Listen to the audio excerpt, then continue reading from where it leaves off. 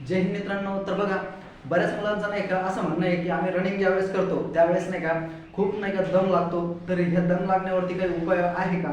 तर त्याचबद्दल आपण ह्या व्हिडिओमध्ये बघणार आहोत आणि त्यावरती तुम्हाला नाही का एका महिन्याचं मी तुम्हाला नाही का शेड्यूल पण देणार आहे, कशा प्रकारे तुम्ही रनिंग करायची, म्हणजे तुमचं जे काही रनिंगचा टाइम आहे तो पण नाही का कव्हर होईल आणि तुम्हाला जे दम लागण्याची जी समस्या आहे ती पण नाही का तुमची सॉल्व्ह होणार आहे. तर तुम्हाला व्हिडिओ फक्त शेवटपर्यंत बघायचा आहे.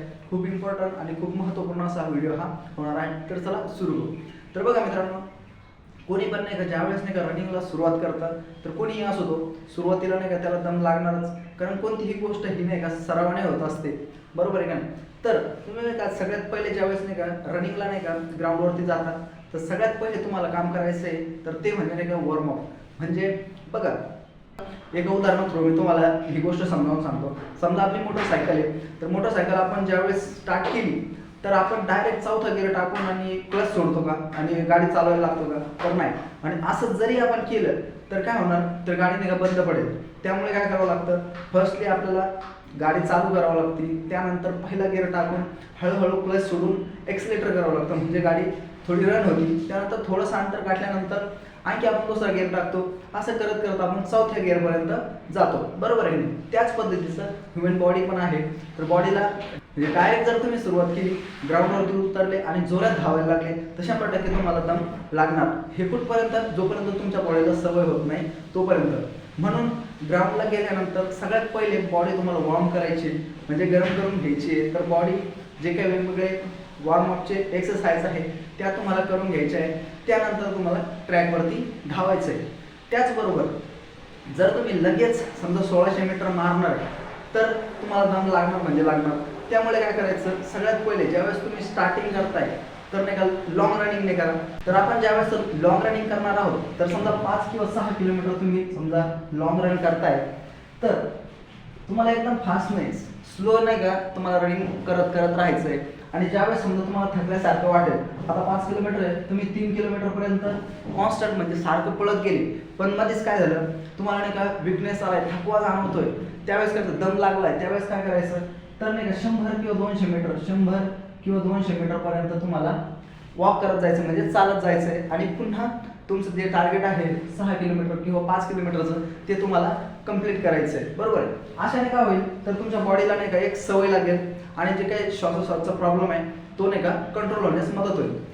बघा, हे झाले. आता नेक्स्ट बघा, नेक्स्ट काय, तर तुम्हाला नाही का ज्यावेळेस तुम्ही रनिंग करताय तर बरेच जण काय म्हणतात की नाकाने श्वास घ्यायला पाहिजे आणि तोंड हे काय पाहिजे आपलं बंद पाहिजे. तर हे नाही का पूर्ण चुकीची मेथड आहे. म्हणून काय करायचं, तुम्हाला ज्यावेळेस तुम्ही धावताय किंवा रनिंग करताय तर रनिंग करताना तुम्हाला नाकाने श्वास घ्यायचा आहे, त्याचबरोबर तोंडाने पण हवा म्हणजे तोंडावाटे पण श्वास जाणार आहे. म्हणजे तोंड नाकाने श्वास घेणे तोंडाने सोडणे अशा पद्धतीने नाही का तुम्हाला चालू ठेवायचं आहे. म्हणजे डायरेक्ट म्हणजे तोंड बंद करून फक्त नाकाने श्वास घ्यायचा नाही, ही चुकीची पद्धत आहे, बरोबर. त्याचबरोबर नाही का कोणतीही गोष्ट नाही का ज्यावेळेस आपण करतो तर ही नाही का डायरेक्ट लगे एका किंवा 2 दिवसात नाही का कोणीही परफेक्ट बनत नाही. त्यासाठी नाही का काही कालावधी द्यावा लागतो, टाइम द्यावा लागतो. तर हा टाइमचा पण गेम आहे, तुम्हाला सराव करावा लागणार आहे, सातत्याने का त्या गोष्टी ठेवावं लागणार आहे. तेव्हाशी नाही का तुम्ही त्यामध्ये परफेक्ट होणार आहे, म्हणजेच तुमची त्यामध्ये हळूहळू इम्प्रूव्हमेंट होणार आहे, बरोबर आहे का नाही.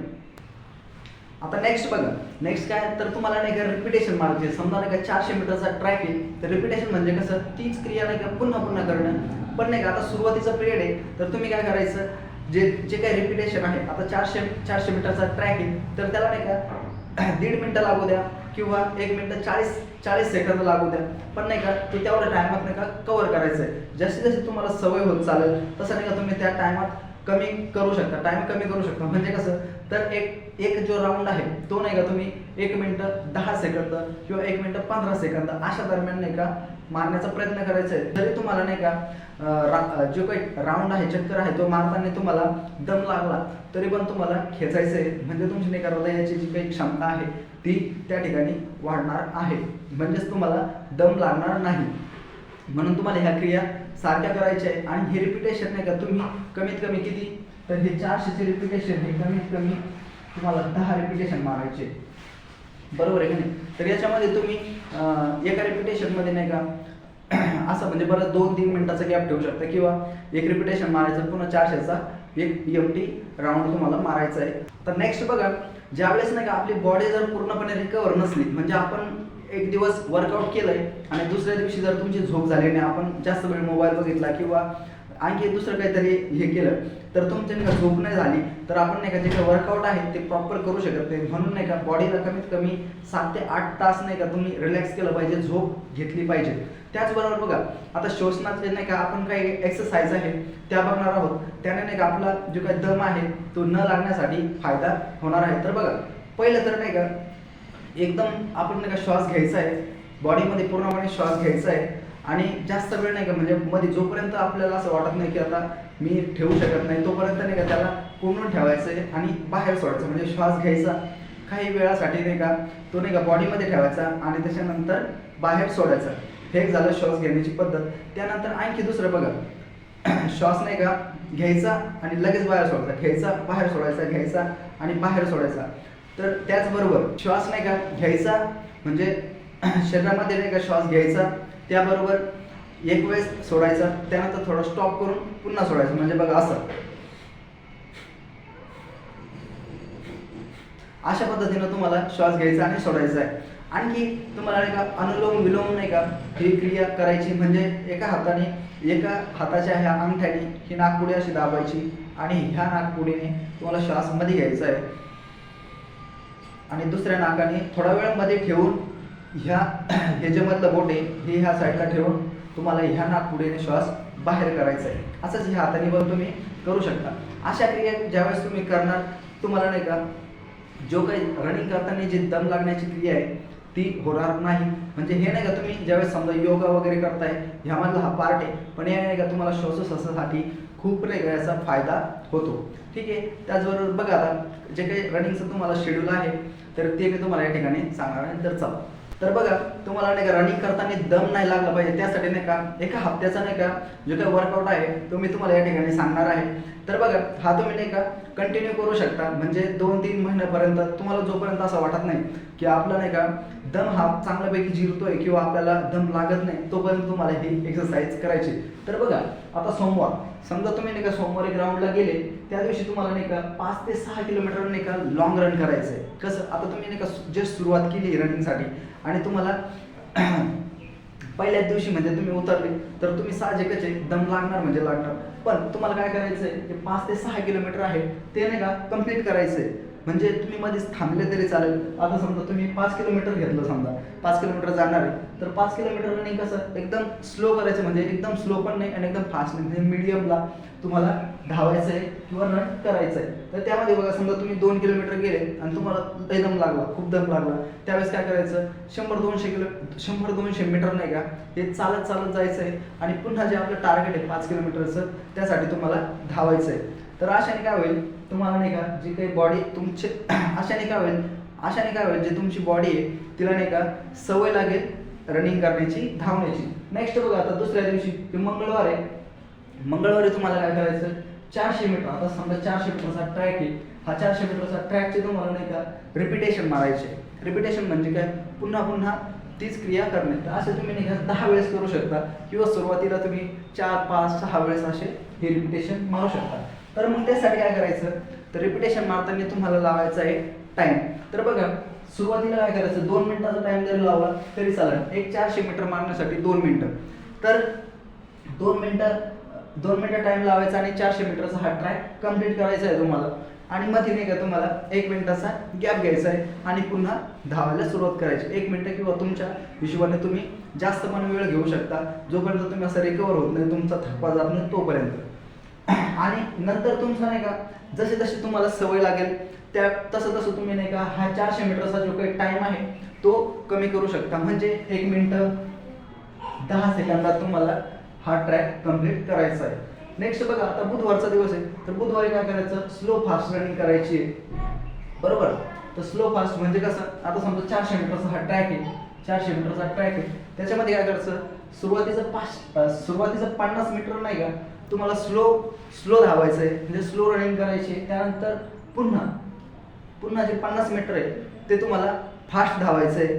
पुन्हा तुम्हाला नाही का स्लो धावायचं आहे, पुन्हा फास्ट, पुन्हा स्लो, पुन्हा फास्ट असं धावायचं आहे. ज्याप्रमाणे आपण 100चा शूट मारतो त्याप्रमाणे तुम्हाला हे 50 मीटर फास्टमध्ये धावायचं आहे आणि जे 50 मीटर स्लो आहे ते थोडं तुम्हाला नॉर्मल घ्यायचं आहे, म्हणजे तुमची बॉडी रिकवर करायची, पुन्हा फास्ट करायचं, पुन्हा स्लो, पुन्हा फास्ट, अशा पद्धतीने. नेक्स्ट बघा, मग गुरुवारचा दिवस. आता गुरुवारच्या दिवशी काय करायचं, 7 किंवा 8 किलोमीटर तुम्हाला लॉंग धावायचं आहे, बरोबर. यामध्ये तुम्ही थोडं सुरुवातीला कमी जास्त करू शकता. 5 किलोमीटर सेम ह्या पद्धतीने जरी घेतलं तरी चालेल, काही अडचण नाही. त्यानंतर बघा 100 मीटरचे नाही का तुम्हाला 4 ते 5 राऊंड नाही का मारायचे. तर मग 100 मीटर म्हणजे सुरुवातीला त्याला पण तुम्ही टाइम लावून या ठिकाणी धावू शकता, ठीक आहे. नेक्स्ट बघा, आता शुक्रवारच्या दिवशी, शुक्रवारी काय करायचं, 300 मीटरचे नाही का तुम्हाला 10 राऊंड मारायचे. आता समजा हा 400चा ट्रॅक आहे, त्यामध्ये तुम्ही 300 मीटर तुम्ही धावायचं आहे आणि हे शेवटचं 100 मीटर जे आहे ते स्लो चालायचं, थोडं रिलॅक्स करायचं, पुन्हा 300 मीटर धावायचं, ठीक आहे. तर याला पण तुम्ही टाइम लावून एक तुमचा नाही का टाइम सेट करायचा. समजा नाही का या ठिकाणी तुम्ही 1 मिनिट आहे तर 1 मिनिटाचा टाइम लावायचा आणि एवढं 300 मीटर धावायचं आणि त्या टायमात येण्याचा प्रयत्न करायचा. असे तुम्ही 10 रिपिटेशन करायचे आहे. नेक्स्ट बघा, आता शनिवारच्या दिवशी काय करायचं, बाकीचे हे जे वर्कआउट आहे त्यापैकी कुठलाही करायचं नाही. तर मग काय करायचं, जी काय समजा टेकडी, जर तुमच्या ग्राउंडच्या आसपास जर टेकडी असेल तर टेकडी चढायची, ती बी नाही का रनिंग करत, स्लो रनिंग, असं ज्यावेळेस समजा जसा उतार चढ होईल त्या हिशोबाने तर ही टेकडी चढायची. त्याचबरोबर पायऱ्या वगैरे असेल तर या पायऱ्या मारायच्या, किंवा ह्या दोन्ही गोष्टी तुमच्याकडे जर अवेलेबल नसेल तर तुम्ही काय करायचं, स्लो फास्ट, जे की आपलं बुधवारच्या दिवशीचा जो काही शेड्यूल आहे स्लो फास्ट, तर तो स्लो फास्ट तुम्हाला करायचा आहे, हे जर अवेलेबल नसेल तर. आणि रविवारचा दिवस, जे संडेचा दिवस आहे, समजा तुम्ही बॉडी रिलॅक्स करायची किंवा वॉर्मअप करायचं फक्त नॉर्मल, आणि बॉडी स्ट्रेचिंग करायची, किंवा तुम्ही स्विमिंग वगैरे जर अवेलेबल असेल तर स्विमिंग करायची, त्यामध्ये पूर्ण बॉडी तुमची ही रिलॅक्स होते, किंवा नॉर्मल नाही का एक्सरसाइज तुम्हाला करायची आहे. तर हा शेड्यूल जर तुम्ही फॉलो केला तर तुम्हाला जे काही दम लागतो रनिंग करताना तो तुम्हाला लागणार नाही, म्हणजे तुमच्या बॉडीला नाही का एक चांगल्यापैकी नाही का सवय होऊन जाईल, हे की नाही. तर बघा मित्रांनो, सगळी गोष्ट ही नाही का प्रॅक्टिसची असते. कोणीही एका दिवसात नाही का हुसेन बोल्ट वगैरे बनत नाही, तर किंवा मिल्खा सिंग बनत नाही, तर त्याला नाही का सरावच लागतो. कोणीच नाही का डायरेक्ट कुठून आईच्या पोटातून शिकून आलेलं नसतो, तर ते नाही का आपल्याला नाही का शिकावं लागतं, सरावातून करायचं असतं. म्हणून नाही का डेली प्रॅक्टिस केली तर आपला जो काही दम लागण्याचा प्रॉब्लेम आहे तो नक्कीच सॉल्व्ह होईल, हे की नाही. तर ठीक आहे मित्रांनो, भेटूया अशाच आणखी एखाद्या नवीन व्हिडिओमध्ये. तोपर्यंत जय हिंद.